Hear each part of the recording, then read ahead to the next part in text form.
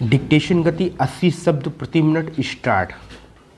महोदय, मैं दिल्ली के संबंध में भी कुछ कहना चाहता हूँ। अब दिल्ली चूँकि केंद्र शासित क्षेत्र है और दिल्ली को केंद्र शासित क्षेत्र माना गया है, तो स्वभावतः दिल्ली वालों को यह आशा थी कि केंद्र से शासित होने से यहाँ पर उन्नति होगी और यहाँ के लोगों को कुछ सुविधा मिलेगी, संतोष प्राप्त होगा। किंतु मैं यह देख रहा हूँ और लोगों में भी यह भावना बढ़ती जा रही है कि जब से यह केंद्र शासित क्षेत्र हुआ है, तब से शासन में निरंकुशता आने लगी है और लोगों की ओर ध्यान कम दिया जाने लगा है। इसलिए मैं यह कहना चाहता हूं कि दिल्ली प्रशासन के पुनर्गठन के ऊपर पुनः जोर दिया जाना चाहिए और हो सके तो उसके लिए एक समिति बैठा दी जाए और उसके लिए सोचा जाए कि दिल्ली का प्रशासन किस तरह का होना चाहिए। मैं चाहता हूँ दिल्ली के प्रशासन के संबंध में आप विचार करें। भ्रष्टाचार के संबंध में यहाँ बहुत कुछ कहा गया है, मैं पुनः उसको दोहराना नहीं चाहता, किंतु इतना अवश्य कहना चाहता हूँ कि आज देश में जनता का जो नैतिक स्तर है वह दिन प्रतिदिन गिरता जा रहा है। सरकार को यह सोचना चाहिए कि उनका वह नैतिक स्तर किस प्रकार उठाया जाए और किस तरह से लोगों की भावनाएं बदली जाएं, किस तरह से लोगों में अनुशासन रह सके, इसके लिए सोचना अत्यंत आवश्यक है।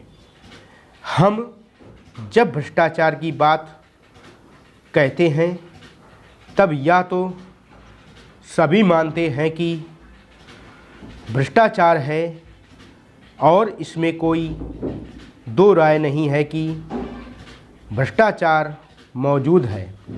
छोटे से अधिकारी से लेकर बड़े अधिकारी तक यह फैला हुआ है। भ्रष्टाचार केवल प्रशासन में है ऐसी बात नहीं है, वरन यह लोगों में भी फैला हुआ है। जब करों की अदायगी का प्रश्न आता है तब लोग दो दो खाते बना लेते हैं और आयकर की चोरी करने का प्रयत्न करते हैं और कर से बचने के लिए भ्रष्टाचार करते हैं। जैसे बगैर दोनों हाथ के ताली नहीं बच सकती, ठीक वही बात भ्रष्टाचार के संबंध में लागू होती है।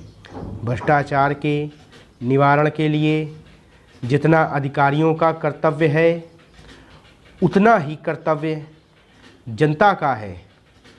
अधिकारियों को तो सतर्क रहना ही चाहिए, क्योंकि यह जो संसद है वह कानून बनाकर उनके हाथ में दे देती है।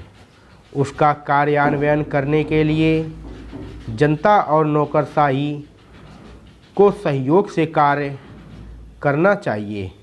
महोदय, प्रशासन का यह कर्तव्य हो जाता है कि वह सतर्क रहे और अधिकारी लोग अपने को निष्पक्ष रखें, किंतु जो जनता के अंदर एक गिरावट आती जा रही है वह भी एक देखने की बात है।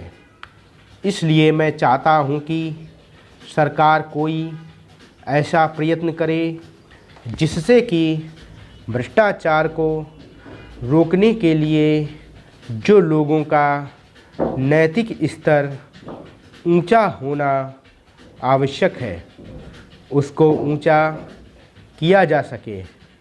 उसके लिए जो भी वह कर सके करे।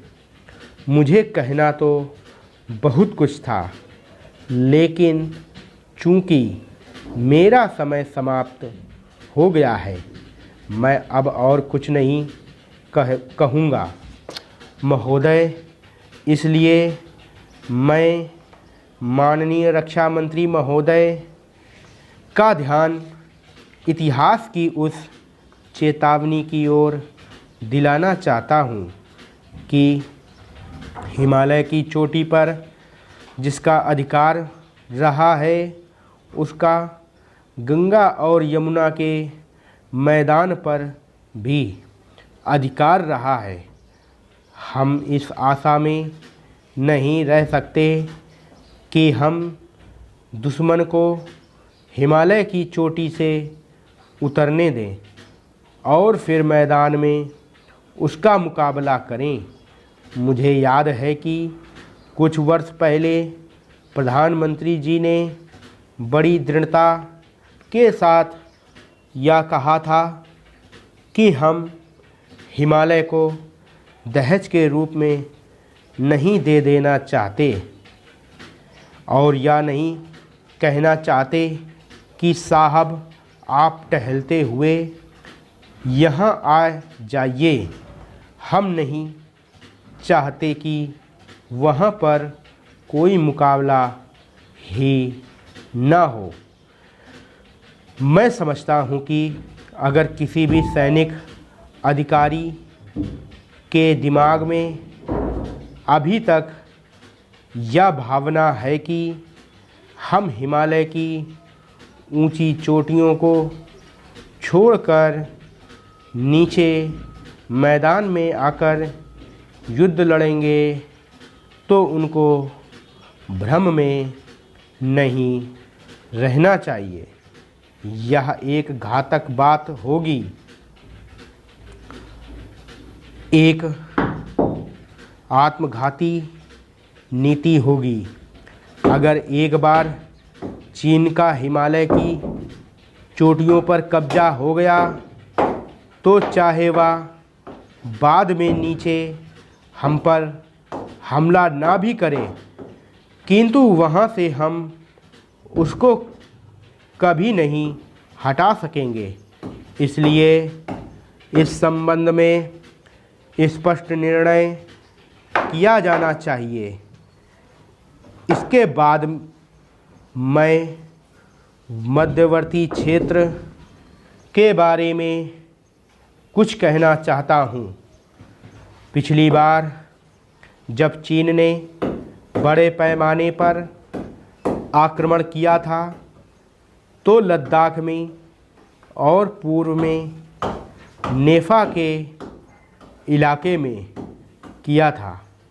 मध्यवर्ती क्षेत्र में मिडिल सेक्टर में लड़ाई नहीं हुई थी, लेकिन मेरा अपना अनुमान है और बहुत से लोगों को इस बात की आशंका है कि अगर अब कभी चीन ने दोबारा हम पर आक्रमण किया तो वह मिडिल सेक्टर में करेगा। इसके कई कारण मालूम पड़ते हैं। स्टॉप। इसी इसी तरह की और डिक्टेशन पाने के लिए हमारे चैनल को सब्सक्राइब करें, इस वीडियो को लाइक करें और ज़्यादा से ज़्यादा शेयर करें। मैं आपको इतना विश्वास दिलाता हूं कि हमारी प्लेलिस्ट में उपलब्ध सभी डिक्टेशन की यदि आप प्रैक्टिस कर लेते हैं तो इससे बाहर कोई भी शब्द की डिक्टेशन नहीं आएगी। इसलिए प्लेलिस्ट में जाकर उपलब्ध सभी डिक्टेशन की अधिक से अधिक प्रैक्टिस करें। शॉर्ट हैंड और टाइपिंग में किसी भी प्रकार के डाउट के लिए कमेंट कर सकते हैं। धन्यवाद।